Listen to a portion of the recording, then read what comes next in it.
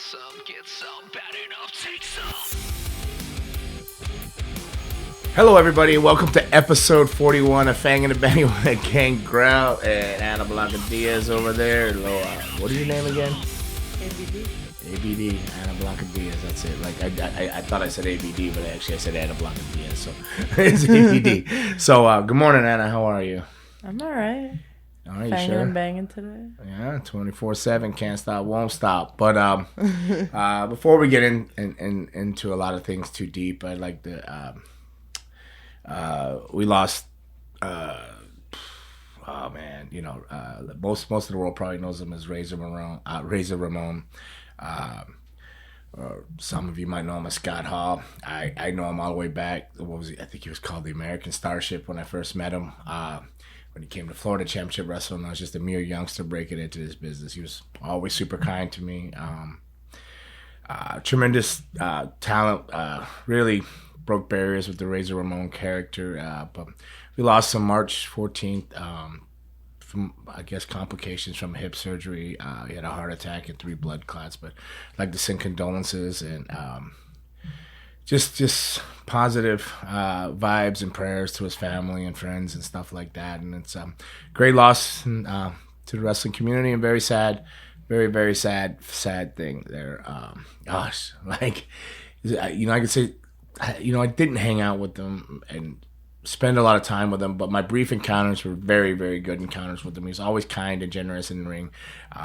Just before the show, we started taping here today. I went back and watched a match all the way back to like Superstars or whatever it was in WWF when I was wrestling him as the Black Phantom, and he was always so giving in the ring. He was Razor Ramon, the man dripping him machismo and gold from his neck and gold around his waist.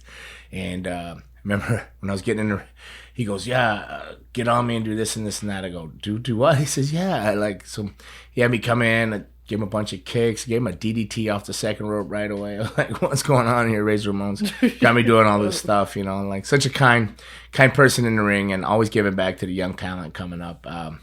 So my condolences again, and again, positive vibes and prayers to his family and friends. So true loss, Razor Ramon. Rest in peace, my friend. Rest in paradise.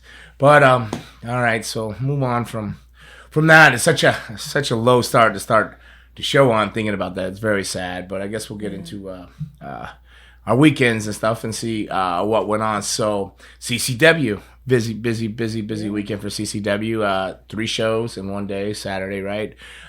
Technically 4 shows for the weekend because they did a show on Friday. So Friday, Saturday, Coral Springs. Saturday night, Miami Springs Brewing, or Miami down in Homestead. Miami Brewery. Miami Brewery in Homestead.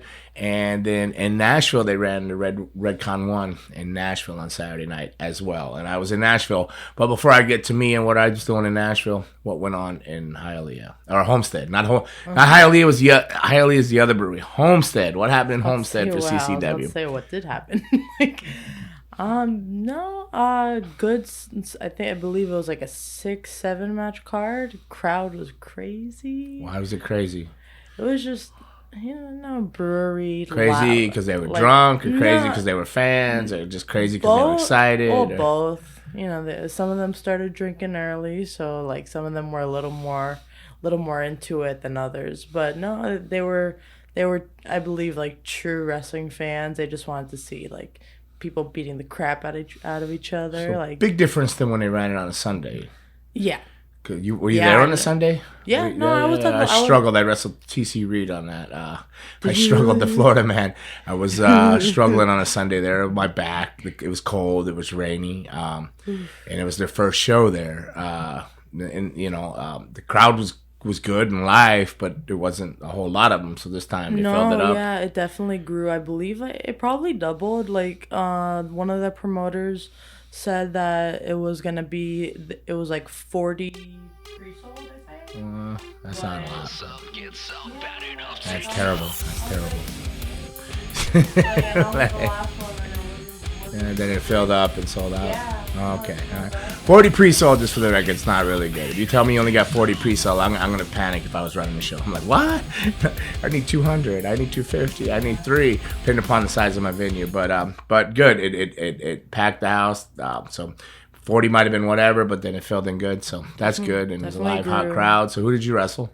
Sofia Castillo, which I've wrestled a bunch of times why did you all of a sudden come on with your like, Latin accent there? Castillo. That's how you pronounce it. Isn't her name Sophia or Sophia? Sophia Castillo. Sophia Castillo. Yeah, it's the last name. The last name's Spanish. Is that a real name? Yeah.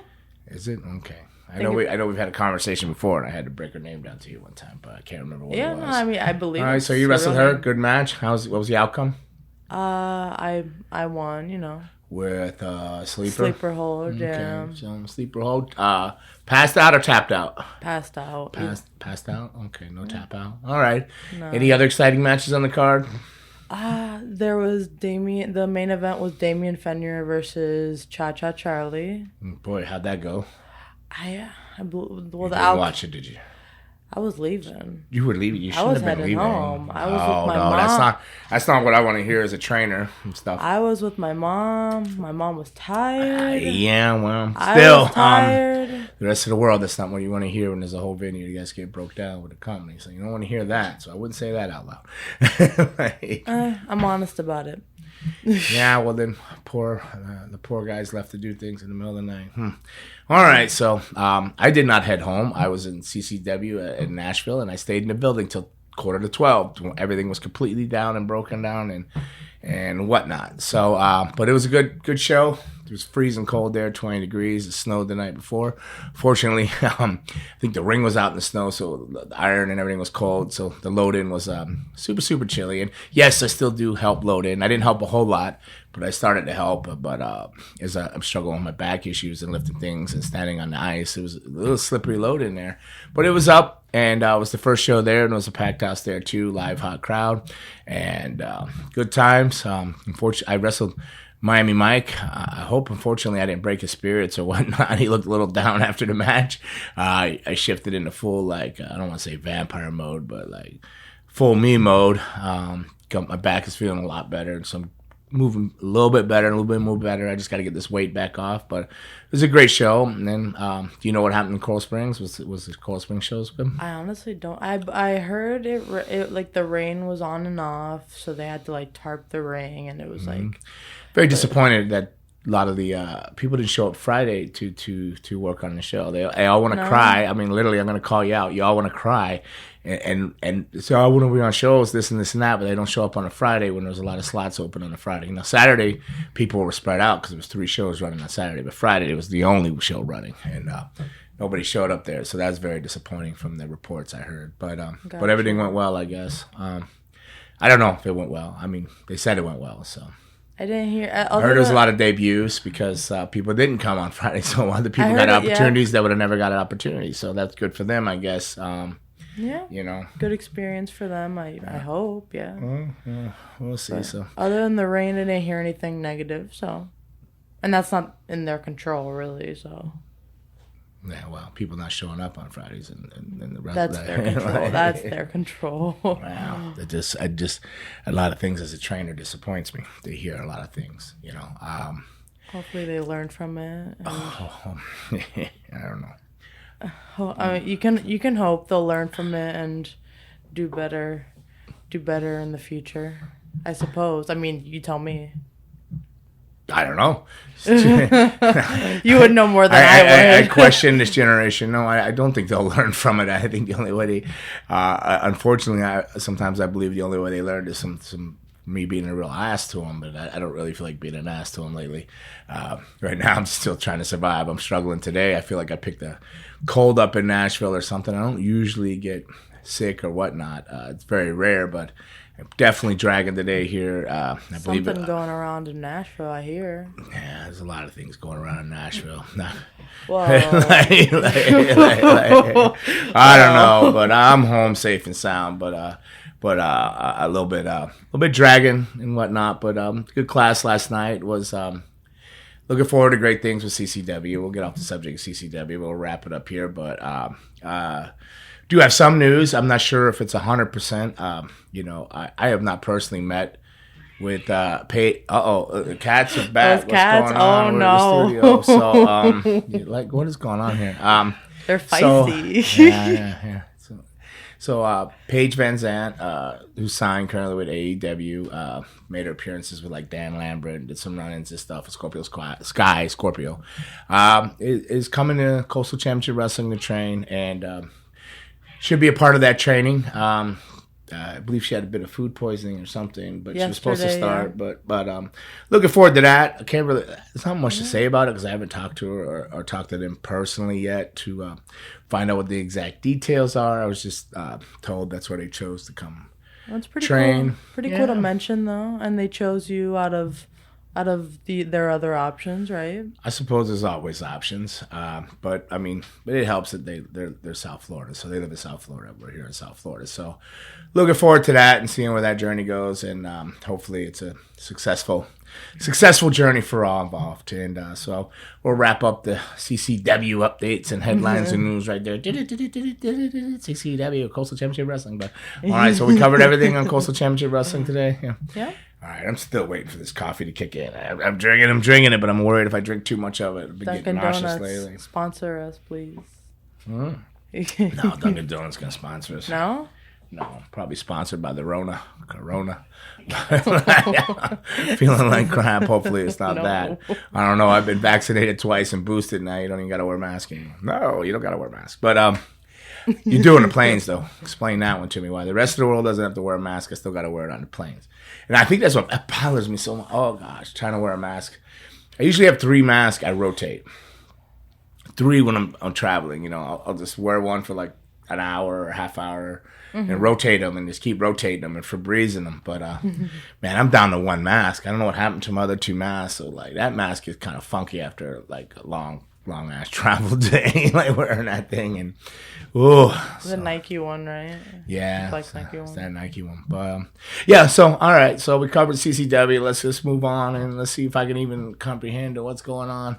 And now I did watch Raw and I did watch AEW. Did I retain it and remember it? I don't think so, but I did watch it because I watched Raw last night and I watched AEW this morning. But I'm dragging so much, I don't think I'm retaining anything. So I'll probably have to, I don't know if I can recap anything, what's going on in my head. But also want to send some positive vibes and prayers out to Big E. Like, I only saw a clip of it briefly when I was in Nashville, but that he broke his neck. I heard something about that, yeah. Yeah, that he fractured his C1 and 6 or something like that. Do you know how it happened?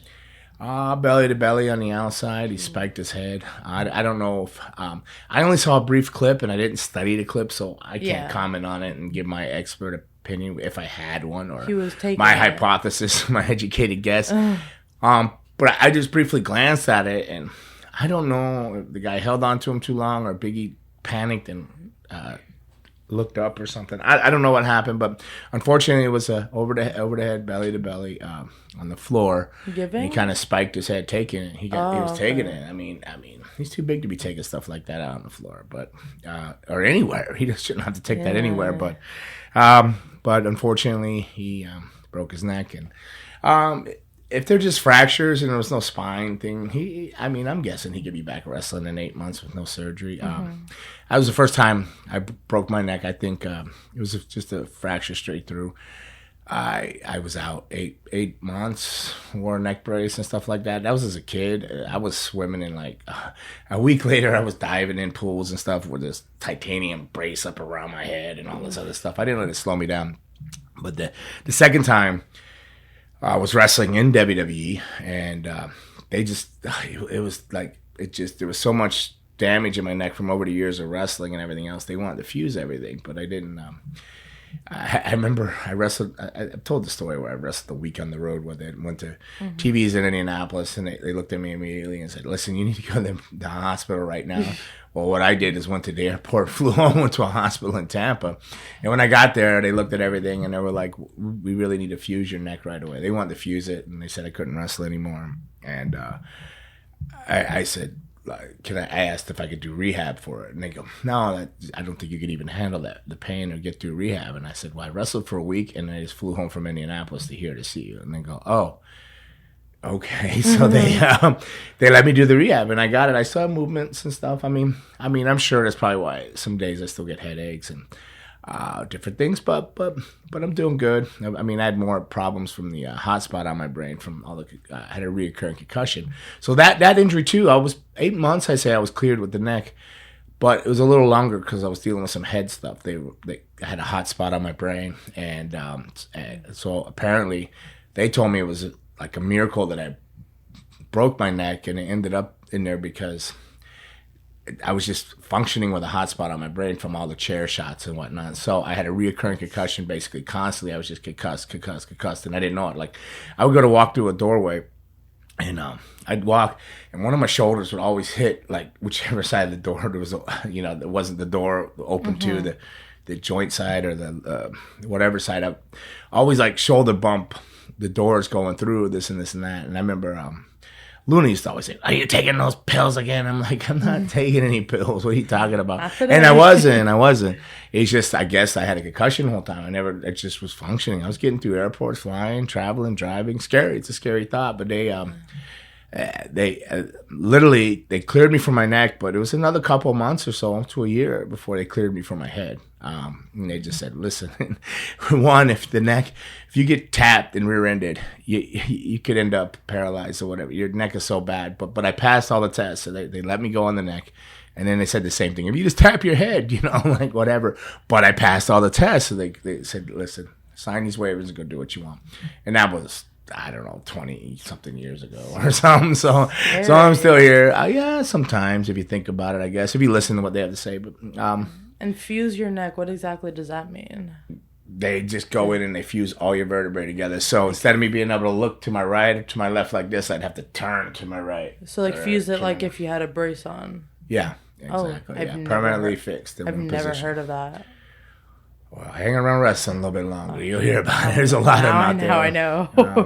A lot of wrestlers have gone through that. But here you are. Yeah, here I am. And then I'm just sending Big E some positive vibes and prayers to him, too, to a speedy recovery and get back out there. So, man, I'm trying to comprehend what's gone on in this wrestling world here today.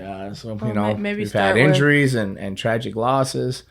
What else is going on? Did you watch anything? Can you start me off on the right direction here? Nah, not really. I wish I could. Jeff Hardy's back. I saw that on Instagram. Had a small clip Hardy Boys reunion. Yeah.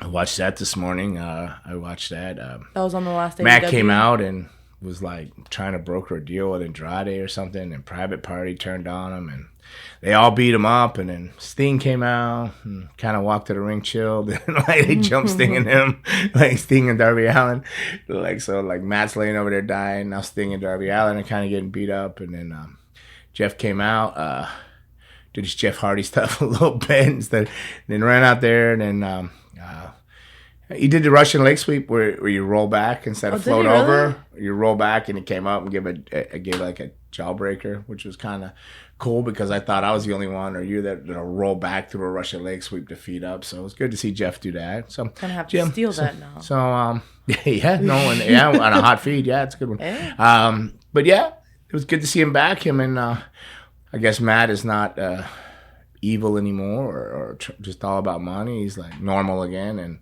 happy to be with his brother Nero. So they not alone now. Yeah, brothers. So I guess I don't know. I mean, if you had to guess, I guess they're gonna do a Hardy Boys tag team again and maybe finish out their careers. Who knows? I don't know. Who knows what's next for the Hardys? But they are definitely back together. And speaking of tag teams, there was Moxley and Danielson with Steven Regal is their manager now, so he's a manager. So I guess I didn't know if he was gonna go like GM or something of that nature, but seems to be at this point in time a manager with Brian Daniels, whatever he's called there, Daniel Bryan. Was he? Did say which Brian one? Danielson. Brian Danielson, right? There, and then John Moxley. So he came out, cut a promo with Tony Schiavone. It's been 29 years since we were in TBS and this and that, and how time flies, and then went on to explain his relationship with Brian Danielson, and then how his name was always attached to him, and kind of left John Moxley over there on the side a little bit, but then got to John Moxley and said that he was the edgier side of this thing, whatever this tag team that's going to be a dominant force in Interesting AEW. tag So team. it is. I'm not. A little odd. Like I wouldn't put them together. Well, I mean, you got, I guess William Regal's the glue in the middle. Steven Regal, whatever you want to call him, William Regal. He's the. I don't know. Man, how much they spend for the Wild Thing music and have that? I don't know. They got one entrance and another entrance. I don't know how long that can happen production wise, but I guess you could do whatever in AEW. They got money and time. I mean, I don't know. I'm still trying to digest it. I'm trying to think of if I liked it or not. I didn't dislike it. I mean, I like Bryan Daniels. Always has there's a few things that are technical in there, but basically it was a punch, kick, and stomp match. It was just beating the shit out of everybody. This tag team from Ring of Honor, I think they were from, gosh, I can't think. Yeah, I believe it Ring of Honor at work something. All right, and I don't know where I just found all this energy at. Like at the burst of this. All right. Got WrestleMania coming up, so looking forward to everything's building towards WrestleMania. Edge. I don't know what's up with this blue light, but I like it. Have you seen any of those interviews yet? I haven't actually. After he Concerto, AJ Styles, like the next two Raws, he's come out and did like she just comes out with a blue light. His music starts, it stops, and he just walks with a blue spotlight out. The whole arena is dark. It's just a blue spotlight on him. Kind of cool. That's pretty cool. Different. Keeps all eyes on deck on you.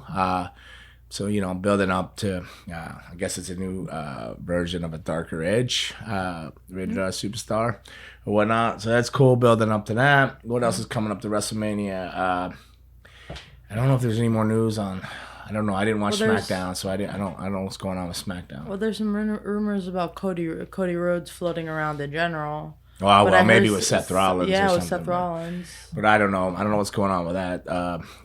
So Kevin Owens... Seth Rollins had a match because Kevin Owens, his good plan, he had a plan that he's going to have the talk show and have Stone Cold on. So they keep calling it the show. So first it was, they were talking about having a match at WrestleMania. Now it's the KO show and it's an interview. But if you listen to him when they do the interviews, it's like Kevin Owens is talking about he's just going to beat him up. So it doesn't sound like it's going to be an interview. He's talking like it's a match.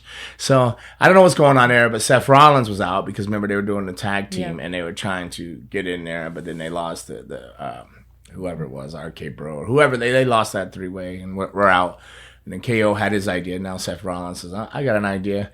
He wants to have a show too. And then Kevin Owens is like, no, Seth, you can't do that. So then, whatever, they get an argument. And then they have a match, which was a pretty good match, really good match, to see who gets to have the talk show at WrestleMania. Well, Seth Rollins did not win. So now he is sitting around waiting on something. I don't know what he's going to do. So it could be Cody Rhodes. I mean, it would I don't know. sense, I mean, no?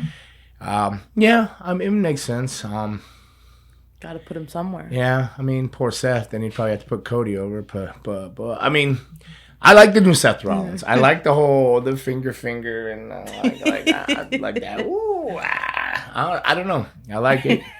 If you're listening on Spotify, got a nice wardrobe. He's got a nice wardrobe. Yeah.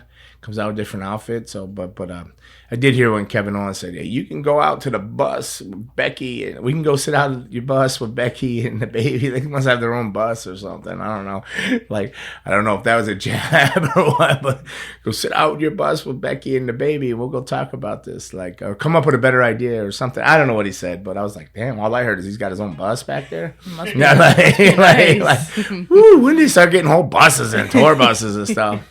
Probably because they just can't stand sitting in the locker room with some of this new generation. I don't know, or just I don't know, man. I can speculate all I want, but damn, people getting their own buses. I mean, I remember I could see like The Rock comes rolling in for an appearance, or Cena now. Maybe they might pull that kind of stuff, but I don't know. I think I wouldn't want to be so detached. I wouldn't want to be away from what's going on in the locker room. I like when I go to shows, I'm just an old guy now, and when I go to shows and they're like, oh, we got your own locker room, it's over here, unless the locker room that everybody's in is a broom closet or something, and it, like at the size of the studio, and you got 30 grown men over 200 300 pounds sitting in it. I'm going to sit in the main locker room. I don't want to be away from everybody or dress differently or anything like that. I don't look at myself as any better or any less than them. They just look at us as brothers or sisters out there trying to do the same thing. We might be a different generation. We might have different generational views, but I still look at us as the same, equals.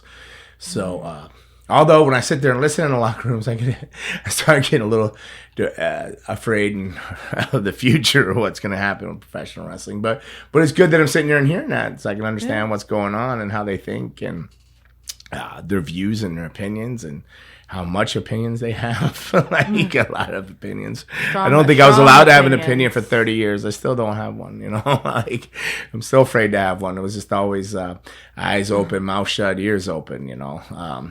Just watch, listen, and learn. Watch, listen, and learn. Don't really say anything.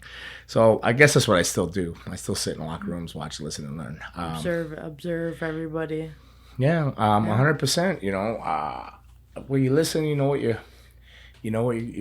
getting into. Then if you're sitting out away from everybody in a different locker room, and you roll in there and you're like, well, unless you just take total control and this and that. But like I believe it's a useful tool for me to still sit in locker rooms and understand things, because when you're running a training facility, you got to see what the mindset this generation or the stuff people are watching and at home as they want to come in and become professional wrestlers and entertainers, where the mindsets are at and where the people's mindsets are at that they're watching them and stuff. So I may not watch a lot of shows, wrestling shows, you know, for sense on TV, but I mean, I glance at them here and there coming in to do this podcast because Raymond says I have to have some kind of wrestling to talk about.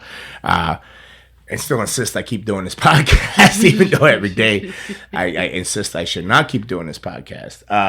But you know, maybe not say that to him all the time, but I do once in a while. But I say it every day in my own damn head, like especially on days like today when I'm just like very monotone and dragging on. Like, I am here, and that's about all you get is me here. But I'm sure you're not happy with that, but it is what it is, and it ain't what it ain't. So, Uncle Cracker. Yeah, Uncle Cracker is what it is, and it ain't what it ain't. But yeah, so that's all I heard. He got a bus, like a bus. He's got his own bus.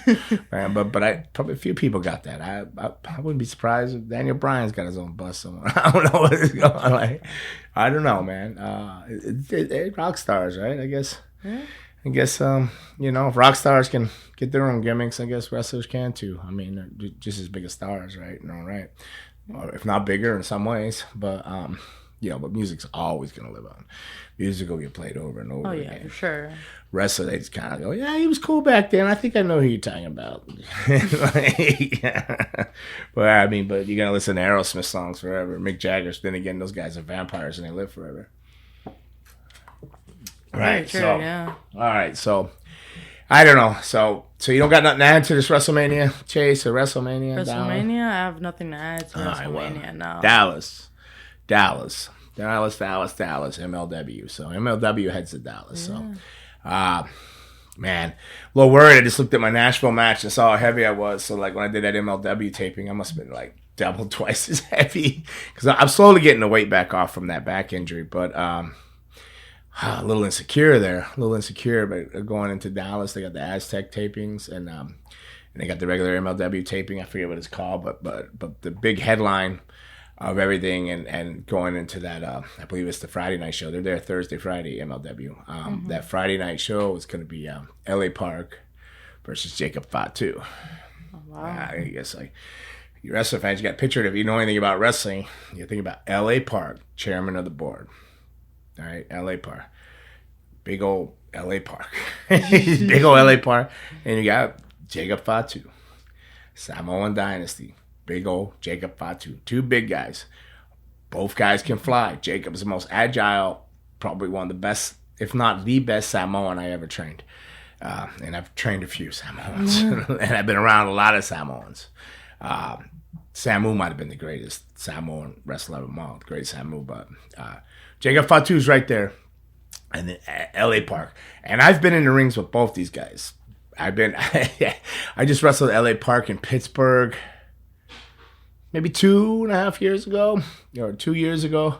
Good God, I thought my nose was broke, my jaw, everything else.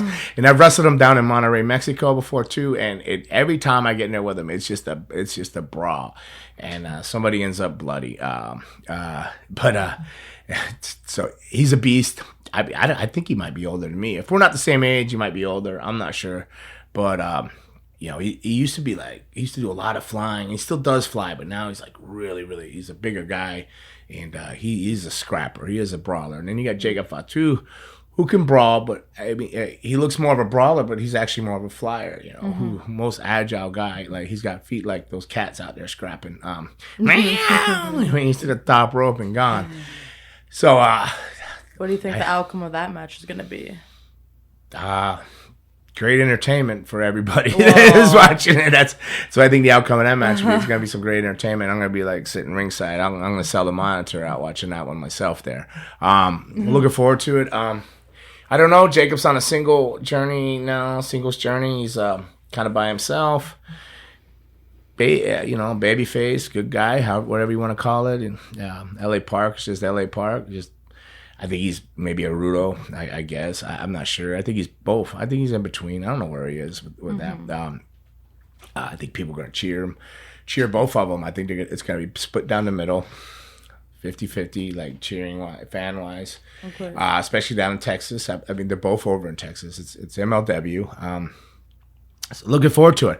I don't know what the outcome's going to be. The outcome's going to be a great match. And some great entertainment, and so I'm looking forward to that. So that's what I'm looking forward to, WrestleMania weekend.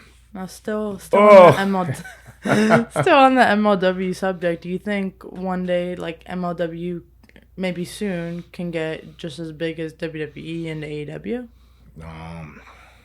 WWE is pretty big, and AEW's got a lot of money. I think, like I've said it before, where I've watched all the shows. I watched MLW more, and then for a while there I didn't watch it, and for a while there I was worried.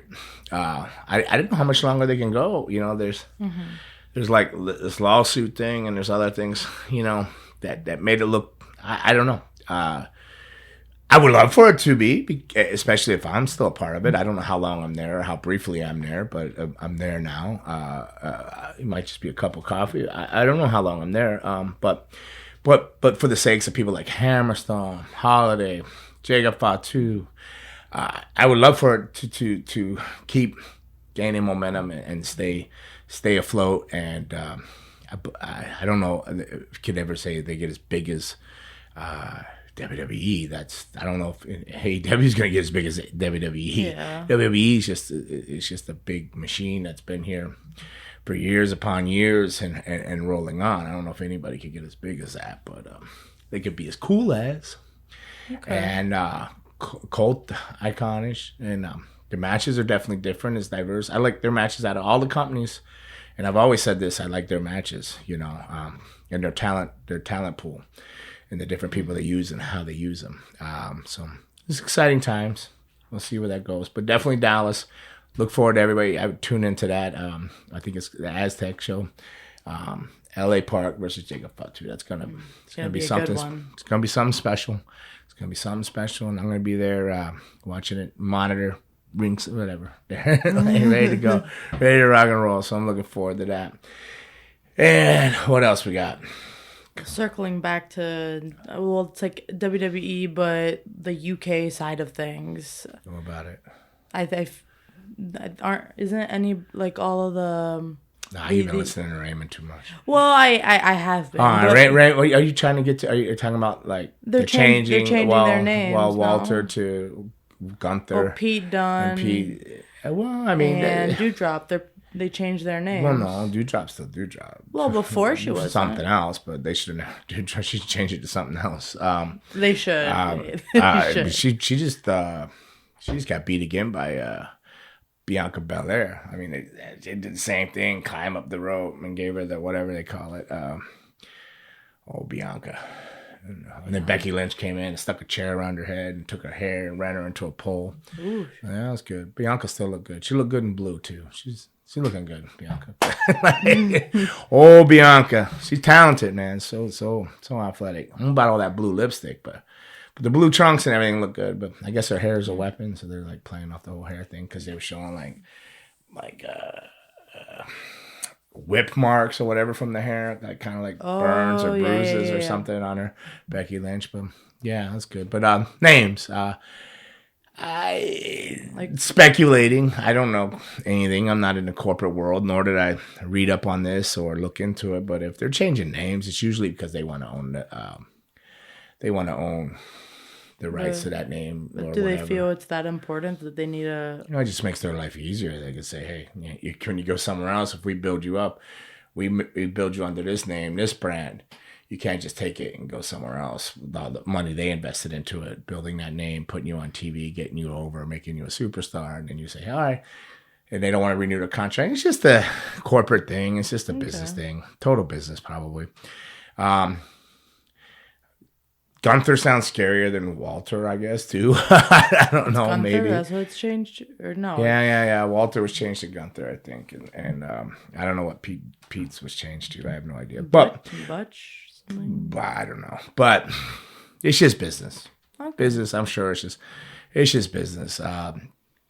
Because, a lot of things can happen around names. Like the Gangrel name was...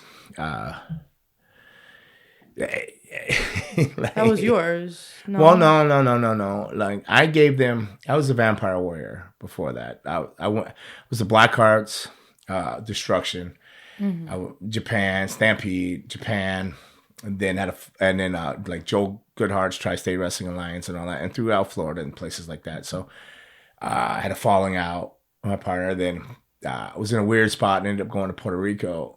It was just a weird situation. I've explained the story in here before, but it became the Vampire Warrior.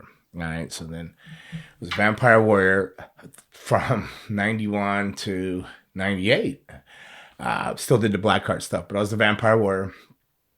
And then I was sending in a bunch of research to WWE. I wasn't in WWE. I was working as the Black Phantom there. I worked as the Black Phantom, which is like a spinoff of the Blackhearts. But I kept sending him, and then I went back to All Japan in 98 as David Heath. And then in 98, I still was sending them research on vampire stuff.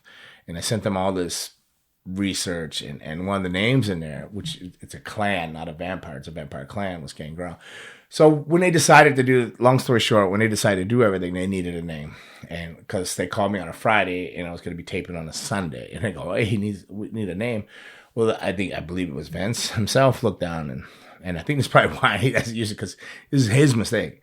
He looked and said, I like the name Gangrel.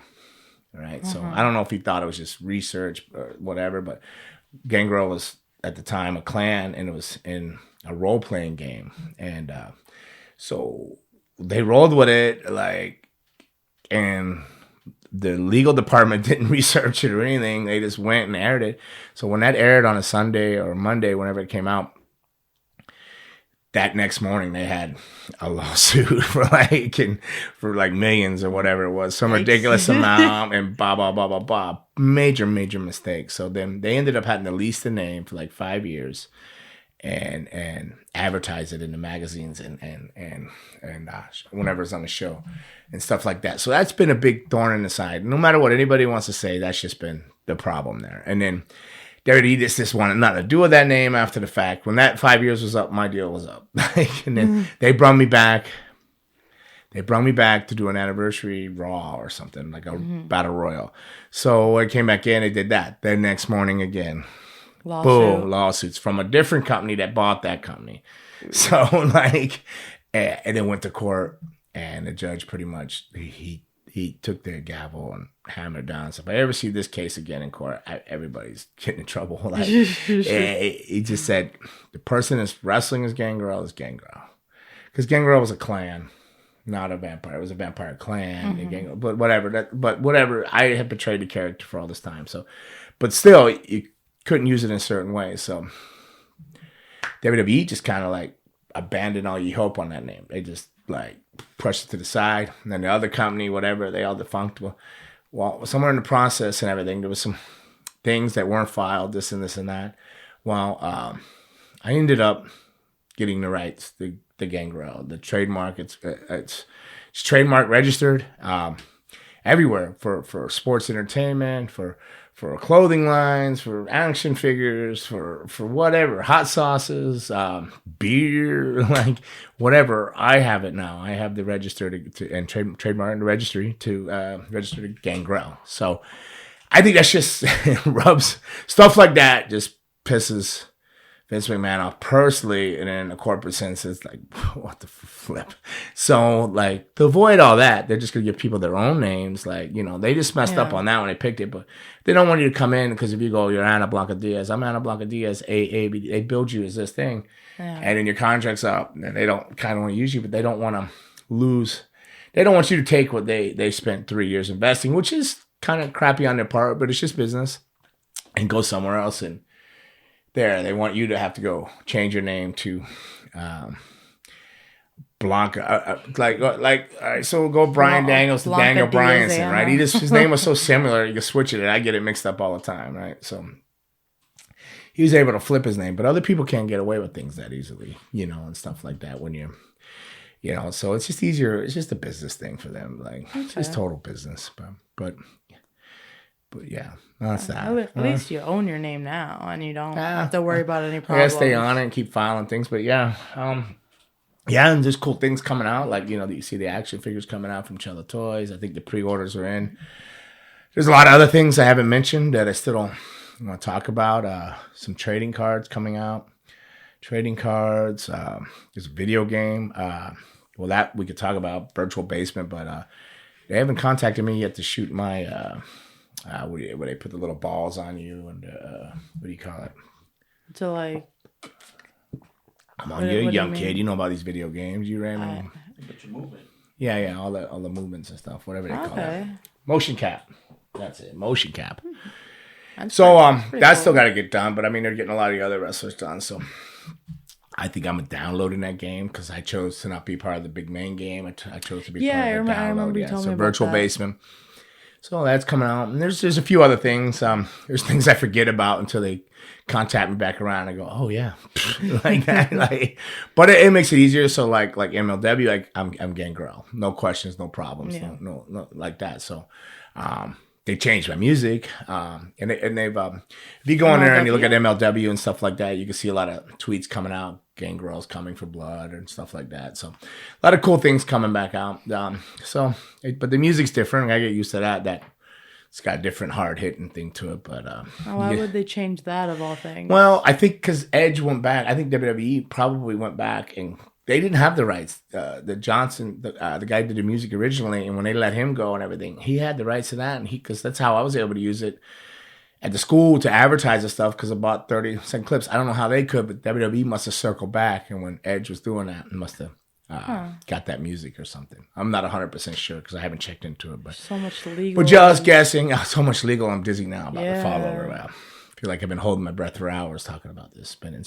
Well, there's just so much illegal and business. So much. There's so much I don't even understand. So I hate to talk out of turn or out of place because it's just anything, numbers, legal, anything, all that stuff makes me nervous and spinny. So on that note, it's probably too early for this, but I'm gonna say, what's in the box? Because Pandora's box. Yeah, that Pandora's box. I'm assuming Raymond has put some questions in there that called in on some things that I won't be able to read, but it's all right. I can still try and butcher it. I don't think we're too early for the box. Are we too early for the box? No. Never too early for the box. Okay. So.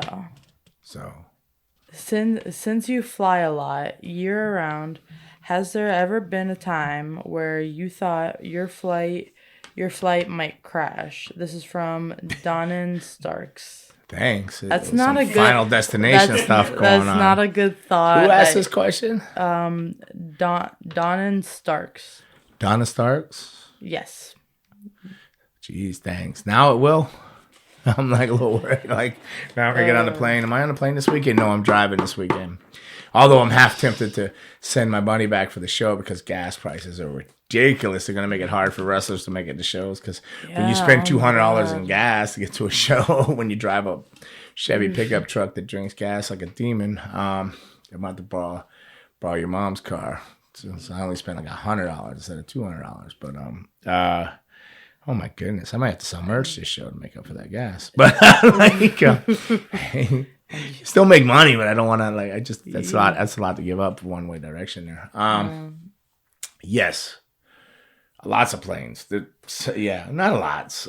I mean, there's two stories that stick out. Like, one was morale. Recreation and welfare, the military tours. I get the initials all mixed up. Morale, recreation, welfare, or I don't know, whatever, welfare, recreation. They were tours for the troops. Okay, kind of like well, you probably don't know who Bob Hope is, or when like when they would fly. They'd fly like celebrities in to visit the troops overseas and stuff like that, right? So they would run wrestling shows. And there was this particular one. It was about a month tour or something. And I think we were going from Japan maybe to Guam. I'm not sure where we're coming from, but we're definitely going to Guam. It was a longer flight, whatever it may be, wherever we were coming from. But apparently, we flew there. There was like a hurricane or a monsoon, whatever they might call it down there, was hitting. Like I would call it a hurricane. Was hitting. So on this big plane, it's one of those big planes they have. I don't know what size plane you would call it, but they have a big screen. And you can actually, the big screen will actually show you landing on the runway and stuff, right? So you can see underneath the plane. Yeah, it's like super cool if there's not a hurricane, like. Whoa. So the plane's coming in, and apparently we've used all our fuel. We didn't have enough fuel to fly back, but the storm had gotten really bad, so they didn't think they could land. So there was no choice. We couldn't go back. It was something about going. It wasn't Russia. I don't know what waters. So some kind of waters we couldn't fly back over. It wasn't our country or something, and we were coming in. I can't remember the exact details because I was drinking on that flight. I might have been who was I with? But I was definitely drinking on that flight. And when we're coming in, you're looking at the big screen, and it's coming in, and you can feel the plane doing this. But you look at the screen, you see the runway 1 minute, and you go up. It goes to the left. It sways all the way up like a roller coaster, and then you see like fire trucks and stuff on the one side. You come back, you see dark over here. You see the runway. So the plane, you feel the rocket, but when you're looking at the screen, you see just how much it is, and man, they landed that bad boy though. Like, and I didn't think they were going to, because it was just like right to left. I mean, it was just swaying as hard, right? Like, you would think the tip of the wing hit the ground as much as it went up one way as it got closer, or the right tip of the wing would hit the other side of the ground. But man, they nailed it and got it down there. I think everybody was terrified on that plane, and when we got off, there was a military base. We landed in a military base, and there was nobody. There was just sirens on, because the storm, the gates were wide open, everything was locked down. There was nobody there to greet us. I thought those fire trucks were for us, but they were for something else. They weren't even there for us, They just landed the plane, and there was people to greet us. A thing came and got us to our quarters, and then we hunkered down for the night. And then the next day it came out, and it was clear. Drove golf balls and whatnot, but like you do after any storm, it's like a beautiful day the next day. But that was pretty scary. Sounds like something out of a movie. Yeah, like Final Destination or something. I don't know. No good. There was another time I was flying, sitting in first class, and where were we taking off from? Atlanta. I must have came from Fort Lauderdale up, so it was a connecting flight for me, and going somewhere. I was sitting in first class with Eddie Guerrero and Chris Benoit, and I had been up like all night or something, so I was super tired. And I'm a sleeper on a plane. If I have my window if I'm on the F side or the right hand side of the plane in the window, I'm out. I'm sleeping before we even get off the runway. So I'd fallen asleep like usual, and then I remember pilot coming on and saying something, and Eddie shaking me, and like, like the whole first class had filled up with smoke, just like almost couldn't breathe. Smoke, and they said they were turning the plane around, but at the same time, because we just taken off, we just gotten up in the air, we haven't even like peaked or leveled out. We had to like loop around to come back. They could, with all the smoke and everything, because I don't know what it was, fire, but they had to drop all the fuel, but you didn't know what was going on, but when they dropped all the fuel, it dropped so fast out of the plane, it made the plane like almost feel like a boat on the water, like a boat on high waves slapping, boom, boom, boom, boom, boom. So it's like you almost feel like the plane's banging on the ground, but it's not. You're in the air, but it's just dropping all the fuel, drastically unloading all the fuel to get back down. The cockpit's full of smoke. Well, they get the plane landed and everything, and halfway when this was going on, they were like, everybody was terrified. They told me, hey, the plane, the smoke, I seen it all. I looked around and I just kind of, man, I smell smoke now. I'm like, this story's coming alive, but oh no, or some kind of food. Must be the candles. The candles, yeah. But I looked around and it was smoke, and Eddie was terrified and Chris, and I just said a little prayer and went back to sleep. So when we landed, they were like, "How could you sleep through that? How could you do this?" They were like white knuckled, drinking like a bottle of wine, because they had sent us to the Sky Lounge first, whatever. They were trying to take care of everybody, And I go, "There's nothing you can do about it." I wasn't gonna be terrified all the way down. I mean, you're gonna scream your last 5 minutes of your life all the way down. I just figured I'd say a prayer and go back to sleep and hopefully pass out from the decompress, like losing the oxygen, dropping so fast. What are you gonna do? I wasn't gonna be terrified. That was one of the first times I knew that I wasn't afraid to go. It's just just that.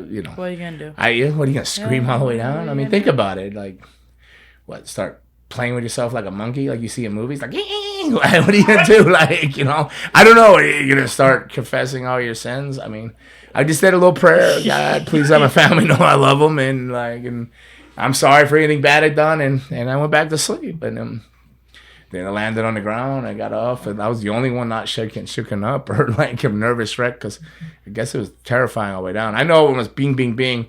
That was just like, oh yeah, that's it. And so I went back to sleep. Yeah, that's a true story. Yeah. Okay. Yeah. So hope that answered your question. Thanks. Now I'm gonna be terrified on my next flight, but not terrified, but the thought of dying in a plane crash is horrible. Like horrible. A little bit. Yeah, a little bit. Yeah. Okay. Yeah. Let's move on from that one. Yeah. Okay. Should a big man like Big E be taking? No. Go ahead, finish. Yeah, well, you've already. Well, I'll say it for everybody that might not have heard the first part of this thing. So, should a big man like Big E be taking a move like the belly to belly suplex? Maybe if it was Big Show giving it to him. I don't know how big this other guy is, but like this is from Edgar, by the way. Edgar, what's up, Edgar? Ridge Holland, or was that his name? But is he the guy that was Sheamus? Attacks with Sheamus or something? Yeah. I don't know. He's taller, but like. I mean, Big E's thick, man. You can't even get your arms around him. I mean, I'm sure Big E probably called it, He's a big dude. Yeah, but like everybody's out to impress everybody with their athletic abilities and what they can and take, but I don't know what the outcome would have been if it would have been in the ring, but on the floor, I think there was a bit of panic when it went halfway through. Maybe in the ring, they would have tucked that head, much like training, rolled through that best you could. But I only saw glimpse of the clip. I didn't study it or anything, but it just looked like a moment where crap, and it was just kind of too late. But no, I don't think so. I don't think big guys should be doing any of that stuff. But that's just my personal opinion. I think you can show your athleticisms in many other ways, but I don't think you need to do all that. And then look what happens. Like, look at this. It's terrible. Yeah. So no, that's my answer is no. like 100% no. It wasn't even WrestleMania. It was like it was WrestleMania. Yeah, maybe I get it. That's Yeah, maybe showcase of the Immortals. Like that's it's on like Donkey Kong, but like a Raw or SmackDown, whatever it was it SmackDown? It wasn't on Raw. 'Cause I watched Raw, so it had to be SmackDown. Yeah. So no, my opinion. That's all. And what I'll tell you about opinions, and you've heard this a million times. Everybody has an opinion. And everybody has an asshole. Yeah. Sometimes assholes have opinions. You just got to weed through it. But that's just my opinion. You should put that on a shirt. You have Go so around many... with asshole written on the shirt. Like, oh, you wear a hat that says that. I bought that hat for you. Oh, it's such a good hat. Oh. That place was haunted as hell, too. I guess I got a picture of the thing. That place was haunted. It was out in the desert. Okay. To me, it feels like AEW is building off of nostalgia, and WWE often seems... Raymond, you're killing me. Innovative? Yes. Seems innovative. That's your opinion. What's your opinion on it? Explain what innovative means. Like creative, right? Innovative, new, cutting edge. What? Yeah. Okay. Well, you can't use big words on me when you're writing in these questions. Do not use big words. Okay. Especially if you can't read. Especially if you can't read them. This That's is Raymond writing them, but I'm talking about the people that sent the question in. So this is King Cake. So what was the question again? What was the last part of it after innovate? What's your opinion on it? It's just your opinion. Just your opinion. My opinion. Yeah, I mean, well, I just touched on it earlier in the podcast where he said that Regal came out and said Tony Schiavone has been 29 years since we've been together on TBS when it first came, right? So, yeah, but they're also, I don't know, it's built on nostalgia. I think AEW's got a mix of everything. I mean, I see stuff there and they're doing things that I'm like, but they do try to build on like traditional things, or WWE's a little different, but I don't know. It's what's WWE doing that's so innovative? WWE or AEW? Yeah, WWE. That's so innovative? What, the Belanca hair whip? I mean, what matches are doing different? Ladder matches? I mean, what they've always done that. Like, they were doing that before AEW was around. Well, the hair whip is something. But what are they doing so different? What is your opinion, man? What are they doing so different? I'm missing something. Saudi, they've been going overseas for years. They've been going to Israel like before I was even there. So the most innovative thing they've done is the women's division on pay-per-view. Well, team birth never seen. I don't know. I don't think so. I just WWE. It's not innovative. They've just been around first. They're trailblazers. They cut the path. Everything else is behind them. So anything that comes after them is either going to have to live off what's already happened, or they got to get super, super creative and take a risk, you know? Mm-hmm. And when you're building a company, I don't know if you want to get super, super creative with risks right out the gate, but I think they have some degree with using so many young stars and young, not so well-known stars and things they're doing and mixtures of, like, they might call like Sting or Darby Allin. Maybe, you know, that maybe they're saying that's building on the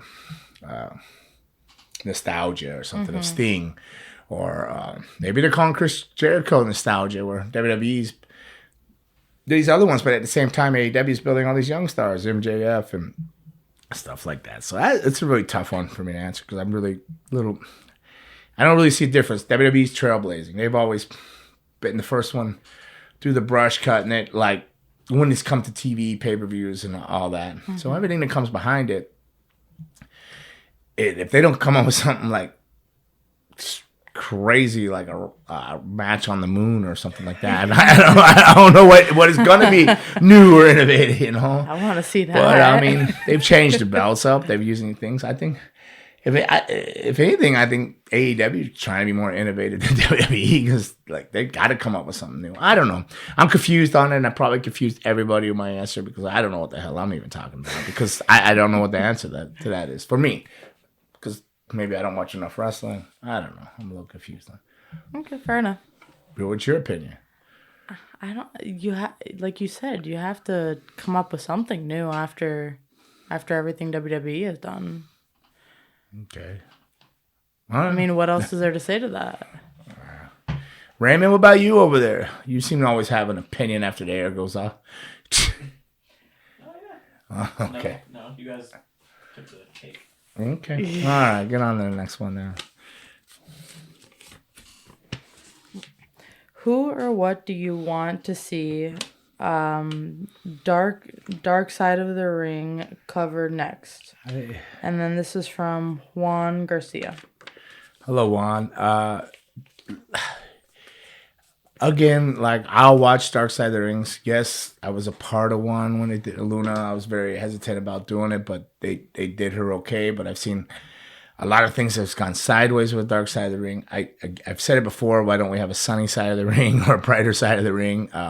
Wrestlers doing good things. You show the good side stuff more often than the darkness. But today's society and everything, I guess we want to hear everybody's dirty laundry, so we feel a little bit cleaner with our laundry. But like, or feel a little bit better about ourselves, or that maybe they relate more to wrestlers than thinking they're just big stars that like drive nice cars and make a lot of money, run around in their underwear, but that there's really a lot darkness to it and tragedy, So I'm not a giant fan of it at all. Like I do watch it, so I'm not going to say I don't watch them. I mean, I don't know if they've come out with another season. I don't think so. I think season 3, right? Mm-hmm. Last one, but I know that they've done all kinds of dark side of football or dark side of music. They're just like doing all these dark sides now, which, I guess people want to watch, but no, I don't want to see them cover. I don't like, really.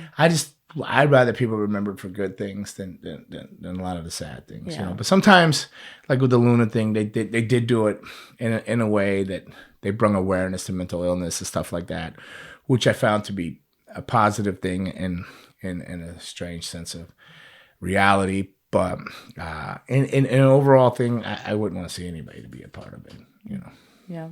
No, I agree. I agree with that for sure. Yeah. I mean, I don't know. I just like sometimes, and then a lot of the things are done with people after they're gone, after the sense, and they're not on this planet anymore to interject their own opinion and whatnot. But some of them, not all of them, but yeah. But I don't know. It is what it is. We still got more in the box. How much is in this box today? This one and one more. Oh, goodness gracious. Gangrel, if you could start and run your own wrestling promotion. This question's been in there before, no? Go ahead.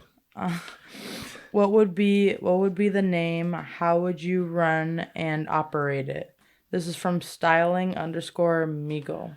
I think this question has been in there before. Somebody's asking, I said I'd run an all vampire league. Like, I just create all these vampire wrestlers. Didn't you have that idea for a vampire show? Yeah, well, somebody was going to do a movie or something. It had something that, and I said I would run a vampire promotion. Like I was biting off a movie script that was sent to me, which I never heard back from you guys. Yes. If you're ever out there, but yeah, I remember that. So, but well, I don't know what I would call it. I don't know. GWA. I already done it. Glen Girls Wrestling. No. But I'm just saying it was done. Like, yeah, it was fun, but it was just a few names were brung in there. But I would build the wrestlers up throughout the school and storylines. The ones are ready upon their strengths and their weaknesses, and cover it up, create characters. So I do all the time. So but I could put it out there right now. I have no interest in ever running another promotion like on my own or anything. I'm quite happy just running a school at Coastal Championship Wrestling right now, CCW, and less stress like that. So no, I don't know. How would you answer that question? I don't know what I would call. I just like what. It would be like Florida. I would stay regional. It'd be like Florida wrestling. It'd be like what Coastal Championship Wrestling is doing. I don't know. It'd be like that, or something of that nature, and it would be built upon the young talent coming out of the feeder systems of the school. Among some talents that's been around for like 10 years, I'd put mid or build them to be main carders, and then a few of the established names that are bigger names here and there that I could afford in the beginning, and then I would brand it with a regional. I don't even know if TVs work so well now. CCW has TVs, but I don't know if people watch TVs. It's all streaming. They call streaming TV. But I would still try to get the regional TVs and streaming at the same time, much like Ring of Honor and MLW are doing and stuff like that. And then build it up like that. Yeah, but I don't know what I'd call it. It's hard to answer. It'd have some type of Florida-y name to it. I would stay in Florida where I know the towns, understand the towns, and know the travel and stuff like that. And then I'd probably just reboot old championship wrestling from Florida stuff from the 70s and 80s. I reboot and revamp those angles and go from there. And I'd bring somebody in like Kevin Sullivan to like, the only thing new is what's been forgotten, so you're not going to have any like WWE, what they were trying to say, or AEW. Everything's been done, and if you get too crazy, it's not believable. So I'd bring in somebody like Kevin Sullivan that's been there, done that, been down many of the different paths, and say, okay, this is the path that I like. Pick one of your areas that you're in that you think best suits this path, and then send them to work. Send him to work because he's got great ideas and stuff. While he's still here with us on this planet to get some knowledge out of him and stuff. Of course, like that. Yeah.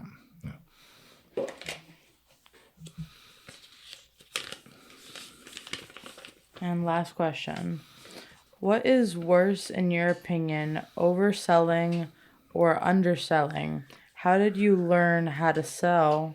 And you were an awesome seller. This is from Brett Remington. Hello, Brett. Well, thank you for the compliment of being an awesome seller, but that was probably I sold too much for my character as a vampire character. I should have probably been more stronger in nature. Not no-soul sell things, but I probably should have had more of an offense and less selling. But thank you for that. I learned and patterned my selling off of Barry Windham, who I think is one of the best out there. Offense, defense, selling, offensively, just an overall wrestler. Barry Windham's the greatest, and Kurt Hennig, and then Mr. Wrestling #2 for a lot of body movements and stuff like that. So, but the selling, Barry Windham mainly, and then as I was already working, Kurt Hennig and stuff like that. Well, so Denzel too. Well, Denzel Washington, too, when he wanted to throw the entertainment side into the facials of, oh, no, you didn't just shoot me in the ass, Denzel, right? Like, that cell suits everything. Have you ever watched Training Day? When Ethan Hawke shoots old Denzel in the ass there when he's reaching for his thing, like his gum. That cell suits everything. That's an angry cell. That's a hurt cell. It's a believable cell. Denzel's over with me. I use Denzel when I'm training and teaching selling more. I reference Denzel more than anybody or anything. Even more than wrestlers, I reference Denzel because the facials and the emotions you put in it. That one cell couldn't go for anything. A punch in the face, the same cell.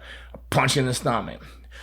Kick me in the back with the chair. Oh, no, you didn't just hit me in the back of the chair, you mother. It's that look, it's... yeah, Denzel. Thank you, Anna. Yeah, Denzel covers everything. Put Denzel's face on Barry Windham, with the wrestling mix there. But yeah, definitely Denzel. But which one's worse, underselling or overselling?